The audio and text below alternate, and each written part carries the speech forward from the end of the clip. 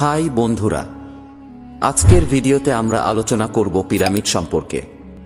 Pyramid কি তৈরি এবং তাদের নির্মাণ করেছে সে সম্পর্কে আমরা জানব। গিজার পিরামিডগুলি বিশ্বের সবচেয়ে সুপরিচিত প্রাচীন স্মৃতিস্তম্ভ। পিরামিডগুলি গিজা 4500 বছর আগে নির্মিত হওয়ার পর থেকে তাদের সম্পর্কে অনেক পৌরাণিক কাহিনী এবং কিংবদন্তি উদ্ভাবিত হয়েছে।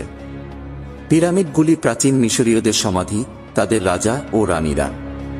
ফারাওদের মমি করা হয়েছিল এবং পিরামিডের ভিতরে অনেক ধনসম্পদ দিয়ে কবর দেওয়া হয়েছিল, যাতে ফারাও পরবর্তী জীবনে একটি ভালো জীবন পায়। ফারাওদের কবর দেওয়া সোনা এবং নৈবেদ্য থেকে ডাকাতদের দূরে রাখার জন্য পিরামিড তৈরি করা হয়েছিল। পিরামিডগুলি পাথরের তৈরি এবং তাদের ভিতরে অনেকগুলি লুকানো চেম্বার রয়েছে। আজ এই চেম্বারের উদ্দেশ্য নিয়ে বিতর্ক করছেন। আপনি ভার্চুয়াল সফরে গ্রেট পিরামিডের ভিতরে চেম্বারগুলি ঘুরে দেখতে পারেন। পিরামিডগুলির কাছাকাছি ছোট সমাধিগুলি একটি দীর্ঘ সমতল আয়তক্ষেত্রাকার কাঠামো, বাড়ির মতো। আপনি যদি একে অপরের উপরে স্ট্যাক করা এইগুলির বেশ কয়েকটি ছবি করেন, তাহলে আপনি পিরামিড আকৃতি দেখতে শুরু করেন। গিজায় 3টি বড় পিরামিড এবং 11টি ছোট পিরামিড রয়েছে। প্রধান পিরামিড হল ফারাওদের জন্য নির্মিত পিরামিড খুফু, খাফরে এবং মেনকাউরে। গিজায় নির্মিত প্রথম পিরামিডটি ছিল খুফুর পিরামিড। আমরা এটিকে আজ মহান পিরামিড বলি। বন্ধুরা, আপনার কি জানেন যে পিরামিড আকৃতি কোথা থেকে এসেছে? প্রাচীন মিশরীয়রা কৃষিভিত্তিক সমাজে বাস করত।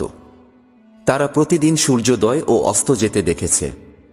তারা চাঁদকে মোম ও ক্ষয় হতে দেখেছে এবং তারা প্রতি বছর বন্যার পানিতে তাদের ক্ষেত প্লাবিত হতে দেখেছে।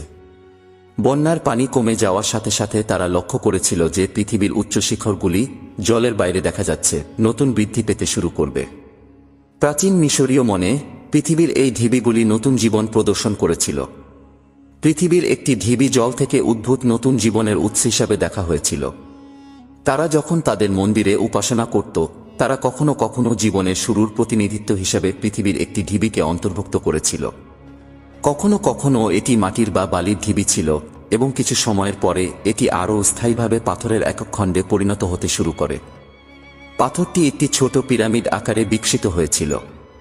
এইভাবে প্রাচীন মিশরীয়দের জন্য পিরামিডের আকারটি নতুন জীবনের ধারণার সাথে যুক্ত ছিল, পৃথিবী থেকে জল থেকে বেরিয়ে আসা এবং সূর্যোদয়ের আলো এবং উষ্ণতায় উন্নতি লাভ করে। ছিলেন পুনরুত্থান এবং পরকালের দেবতা, উর্বরতা এবং কৃষি ও উদ্ভিদের দেবতা। যেমন তাকে সবুজ চামড়া দিয়ে চিত্রিত করা হয়েছে এবং ফেরাউনের দাড়ি দিয়ে তার কর্তৃত্ব দেখায়। তিনি একটি স্বতন্ত্র পালকযুক্ত সাদা মুকুট পরেন এবং তিনি একটি রাখালের হাতিয়ার বহন করেন।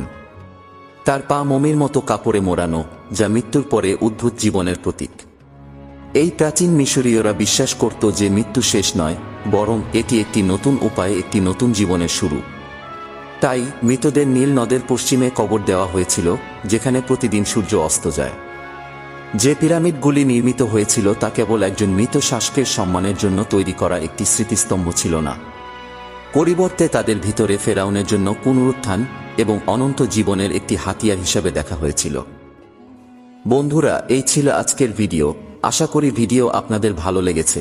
আর আপনার মনে যদি কোনো প্রশ্ন থাকে তাহলে কমেন্ট করে জানান, আমি আপনার প্রশ্নের উত্তর দেওয়ার চেষ্টা করব। আর চললে নতুন হলে চ্যানেলটি সাবস্ক্রাইব করুন। ধন্যবাদ।